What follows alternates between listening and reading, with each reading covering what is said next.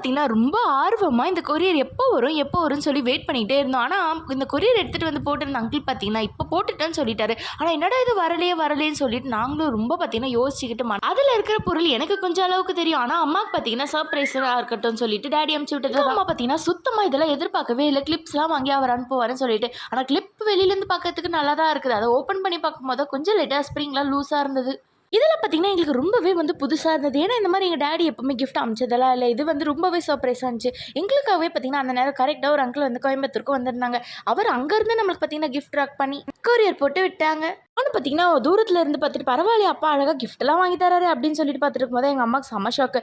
Open பண்ணிட்டு பார்த்தா எங்கள் அம்மாவுக்கு அப்போவே தெரிஞ்சிச்சு இது பேப்பர் வெயிட் வைக்கிறதுன்னு சொல்லிட்டு. நானும் என் தங்கச்சி அதை பார்த்துட்டு செம்மாவே கிண்டல் பண்ணிட்டு இருந்தேன் எங்கள் அம்மாவை. ஏன்னா என்னம்மா பேப்பர் வெயிட் வைக்கிறதுலாம் வாங்கி கொடுத்துருக்காருன்னு சொல்லிட்டு. ஆனால் அந்த பொம்மை பார்த்தீங்கன்னா உள்ளே இருந்தது ரொம்ப க்யூட்டாக அழகாக இருந்தது. இந்த பொம்மை உங்களுக்கு பிடிச்சிருக்கான்றதை மறக்காம கமெண்ட் செக்ஷன் சொல்லிட்டு ஒரு லைக் போட்டுருங்க.